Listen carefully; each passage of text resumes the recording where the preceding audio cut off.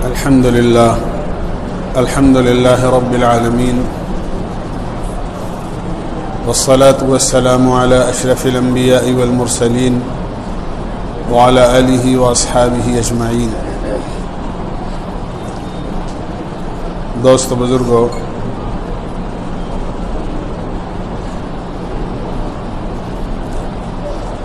قرآن کریم کی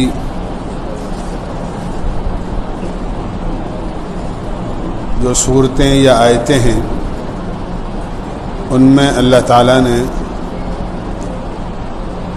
بعض کاموں کو کرنے کا حکم دیا ہے اور بعض کاموں سے روکا ہے اور منع کیا ہے، اور کچھ عادتیں اور خصلتیں جو دین کے خلاف ہیں، جو اس زمانے کے بے دین لوگوں میں پائی جاتی تھی، اللہ تعالیٰ نے قرآن کریم میں ان کو اس لیے بیان فرمایا ہے تاکہ ہم لوگ ان سے پرہیز کریں اور ان سے بچیں اور ایسا نہ کریں جیسا کہ وہ کیا کرتے تھے، اس لیے ان کو بیان کیا گیا ہے. قرآن کریم کی چھوٹی سی سورت ہے جس کو ہم عام طور سے نمازوں میں پڑھتے بھی ہیں، سنتے بھی ہیں. أَرَأَيْتَ الَّذِي يُكَذِّبُ بِالدِّينِ فَذَلِكَ الَّذِي يَدُعُّ الْيَتِيمَ وَلَا يَحُضُّ عَلَى طَعَامِ الْمِسْكِينِ فَوَيْلٌ لِّلْمُصَلِّينَ الَّذِينَ هُمْ عَنْ صَلَاتِهِمْ سَاهُونَ الَّذِينَ هُمْ يُرَاءُونَ وَيَمْنَعُونَ الْمَاعُونَ.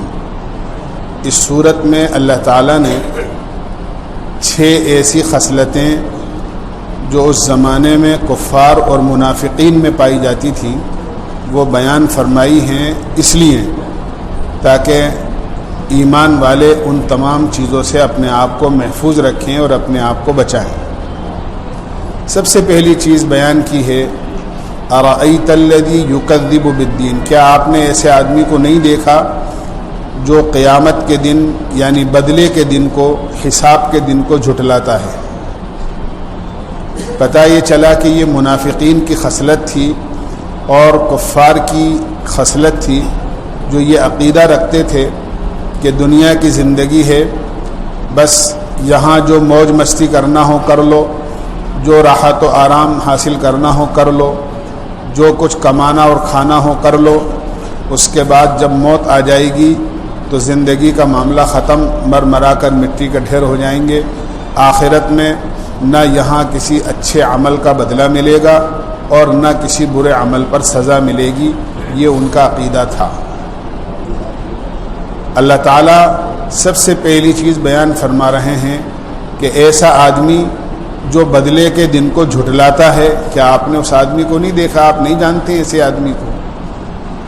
گویا اللہ کے نبی علیہ السلام کے واسطے سے پوری امت کو اور تمام مسلمانوں کو بتایا جا رہا ہے کہ دنیا میں ایسے لوگ بھی موجود ہیں جو قیامت کے دن کو جھٹلاتے ہیں کہ آخرت میں کوئی حساب و کتاب کا قصہ نہیں ہوگا، بلکہ دنیا ہی کی زندگی اصل ہے، یہاں کی آنکھ بند ہو گئی اور زندگی کا مسئلہ ختم ہو گیا.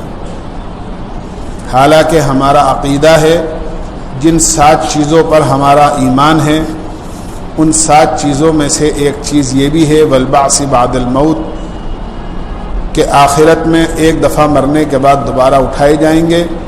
اسی طرح والیوم الآخری، آخرت کے دن پر کہ اس دن حساب و کتاب ہوگا.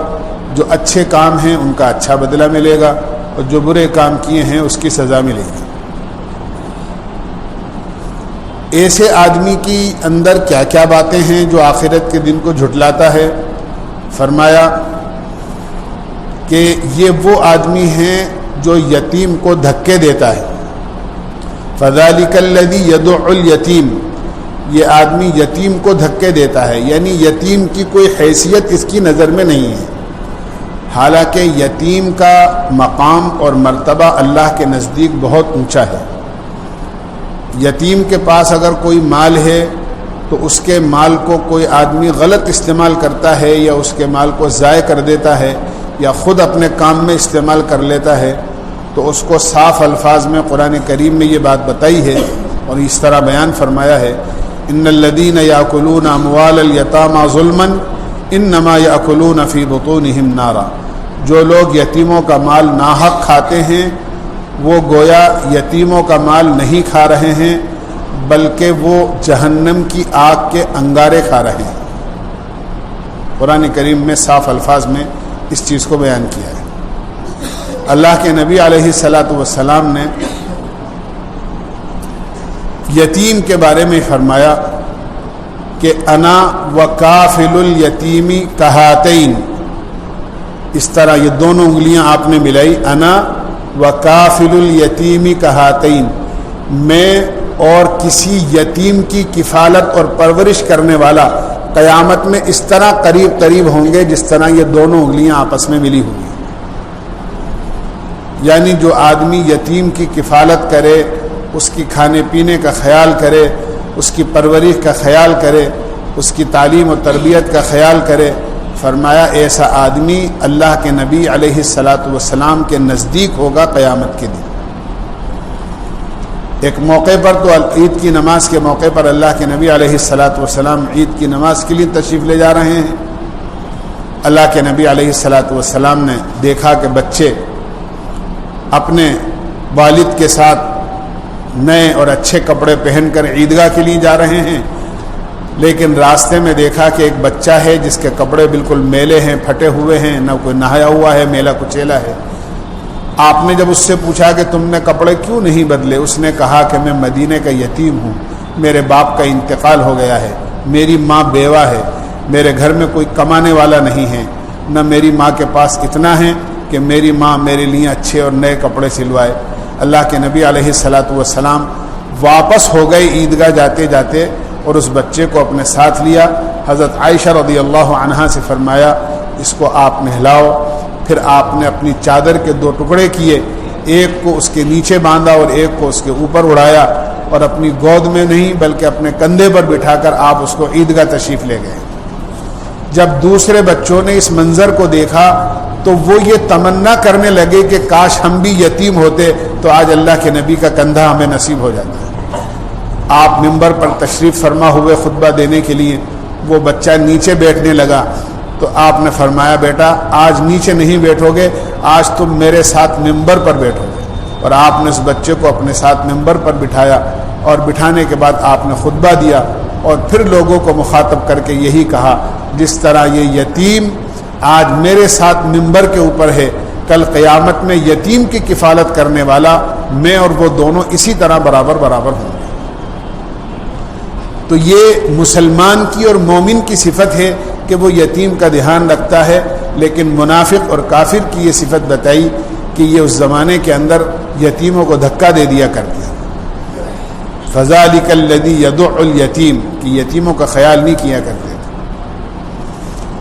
اسی طرح فرمایا وَلَا يَحُضُّ عَلَى طَعَامِ الْمِسْكِينِ، تیسری خصلت اس زمانے میں منافقین اور کفار میں یہ تھی کہ کنجوسی کی آخری حد کہ بجائے اس کے کہ آدمی اپنی ذات سے اپنے مال میں سے کسی غریب کو، مسکین کو، کسی ضرورت مند کو، کسی محتاج کو آدمی کچھ کھلائے کچھ پلائے،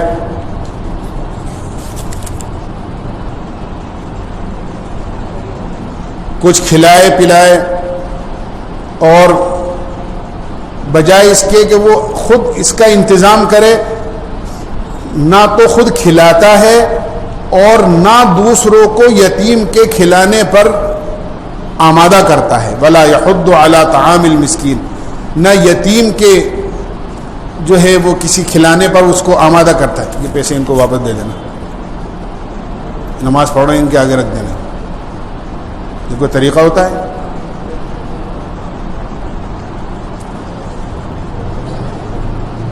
کہ نہ تو آدمی خود کسی یتیم کو اپنے مال میں سے کھلائے، اور نہ یہ کہ آدمی کسی دوسرے کو، کوئی آدمی صاحب ثروت ہے، کوئی آدمی صاحب نصاب ہے، یا کوئی آدمی ایسا ہے جو لوگوں پر خرچ کرتا ہے، نہ ایسے آدمی کو آدمی یہ ترغیب دے اور یہ کہے کہ صاحب آپ جو ہے کسی غریب کو کھلایا کرو، آپ کے محلے میں غریب لوگ رہتے ہیں، آپ کے علاقے میں رہتے ہیں، آپ کے پڑوس میں رہتے ہیں، آپ کا فلاں رشتہ دار بیچارہ غریب ہے اور بیچارہ مسکین ہے، آپ اس کا خیال رکھا کرو۔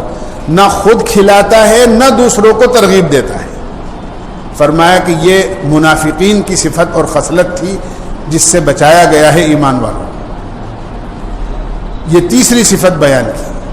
پہلی صفت اور پہلی خصلت آخرت کے دن کو جھٹلانا، دوسرے یتیم کو دھکا دینا اور اس کا خیال نہ رکھنا، اور تیسرے کسی غریب کو بجائے کھلانے کے کسی دوسرے کو آمادہ بھی نہ کرنا کہ آدمی اس کی مدد کر دے، اور چوتھی خصلت یہ بیان کی الذین هم عن صلاتهم ساہون، کہ یہ وہ لوگ ہیں جو نماز میں سستی کرتے ہیں، نماز کو سستی کے ساتھ پڑھتے ہیں۔ نماز میں سستی اور سہو کے دو مطلب ہوتے ہیں۔ ایک مطلب تو یہ ہوتا ہے کہ آدمی نماز پڑھنے کھڑا ہو گیا، بڑی کاہلی کے ساتھ نماز پڑھ رہا ہے ایک آدمی، حالانکہ نماز آدمی کو چاق و چوبند ہو کر، اور نماز آدمی کو ذرا تھوڑا سا اللہ کے سامنے کھڑا ہوں بہت ادب اور دھیان کے ساتھ آدمی کو پڑھنا چاہیے نماز، چہ جائے کہ آدمی سستی کے ساتھ نماز پڑھ رہا ہے، نماز میں دھیان ہی نہیں ہے، یا کسی وجہ سے نماز میں سہو ہو جائے، آدمی کو بھول پیدا ہو جائے، ذہن کہیں اور چلا گیا، آدمی بھول گیا کہ میری کون سی رکعت ہوئی ہے، یہ ہو جاتا ہے۔ اللہ کے نبی علیہ السلام کے ساتھ بھی ایسا ہوا ہے۔ آپ نے ایک مرتبہ نماز پڑھائی، نماز پڑھانے کے بعد میں 2 رکعت پر سلام پھیر دیا آپ نے، 4 رکعت والی نماز تھی، 2 رکعت پر سلام پھیر دیا۔ صحابہ کو بڑا تعجب ہوا کہ آج 4 رکعت والی نماز آپ نے 2 ہی پڑھائی ہیں۔ نماز کے بعد صحابہ فرمانے لگے اقصرت الصلاۃ ام نسیت یا رسول اللہ، اللہ کے نبی کیا اللہ نے نماز کی 4 رکعتوں کو مختصر کر کے 2 کر دیا ہے، یا آپ بھول گئے ہیں 4 کے بجائے 2 پڑھا دی؟ آپ نے فرمایا نہیں، مجھ سے سہو ہو گیا اور مجھ سے بھول ہو گئی، بجائے 4 کے میں نے 2 پڑھا دی، پھر آپ نے نماز کو پڑھایا۔ تو نماز میں سہو ہو جانا یہ کوئی ایسی بات نہیں ہے، آدمی سے ہو جاتا ہے، اچھے آدمی سے ہو جاتا ہے۔ ایک ہے نماز میں سہو ہو جانا، اس سے نہیں روکا، بلکہ جو خصلت اور صفت بیان کی گئی ہے مشرکین اور منافقین کی، وہ ہے نماز سے سستی کرنا، یعنی آدمی نماز ہی کو چھوڑ دے، سستی کے اندر نماز ہی نہ پڑھے آدمی، کہ ہاں پڑھ لیں گے، وقت بھی نکل گیا، جماعت بھی نکل گئی، اور ایک نہیں بلکہ کئی وقت کی نمازیں قضا ہو گئی۔ نماز میں سستی کرنا، نماز کو پڑھنے میں سستی کرنا، اس سے روکا گیا۔ فرمایا یہ منافقین کی صفت ہے، یہ چوتھی چیز۔ 5ویں چیز فرمائی الذین هم یراؤون، یہ وہ لوگ ہیں جب بھی کوئی کام کریں گے دکھاوے کے لیے کریں گے، کہ دنیا میں ہماری واہوائی ہو جائے، لوگ ہمیں اچھا کہہ دیں، لوگ ہماری تعریف کر دیں۔ خرچ کریں گے تو اس لیے کہ لوگ ہمیں مالدار اور سخی کہہ دیں، کوئی اور کام کریں گے تو لوگ ہماری طاقت اور قوت اور ہماری صفت کی تعریف کر دیں۔ فرمایا الذین هم یراؤون، یہ وہ لوگ ہیں جو لوگوں کو دکھانے کے لیے کام کرتے ہیں، اللہ کو دکھانے کے لیے نہیں کرتے۔ اللہ اس عمل کو قبول کرتا ہے جو اللہ کو دکھانے کے لیے کیا جائے، اللہ اس عمل کو ہرگز قبول نہیں کرتا جو دنیا کو دکھانے کے لیے کیا جاتا ہے، یہ اللہ کا معاملہ ہے۔ اسی لیے حدیث پاک میں آتا ہے، حدیث قدسی میں ہے، انا اغنی الشرکاء، میں اپنے تمام شریکوں سے بالکل مستغنی ہوں۔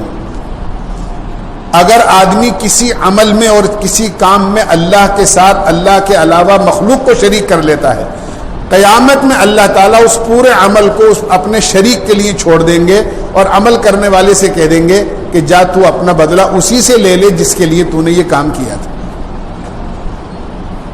آخرت میں اللہ کے خزانے کے علاوہ کسی کے پاس کچھ نہیں ہوگا، سب محتاج ہوں گے، نفسی کے عالم میں ہوں گے، کوئی کسی کو بدلہ نہیں دے گا۔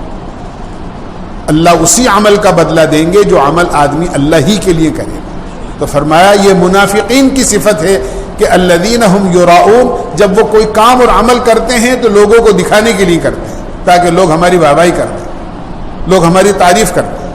میں نے عرض کیا اس کی بہت ساری مثالیں ہیں۔ کئی لوگ کمرہ بنواتے ہیں، بھئی نام لکھ دیں فلاں صاحب نے بنوایا ہے، فلاں صاحب کے ایصال ثواب کے لیے ہوا ہے، پتہ چل جائے کہ ہاں صاحب یہ فلاں صاحب کے بچوں نے بنوایا ہے۔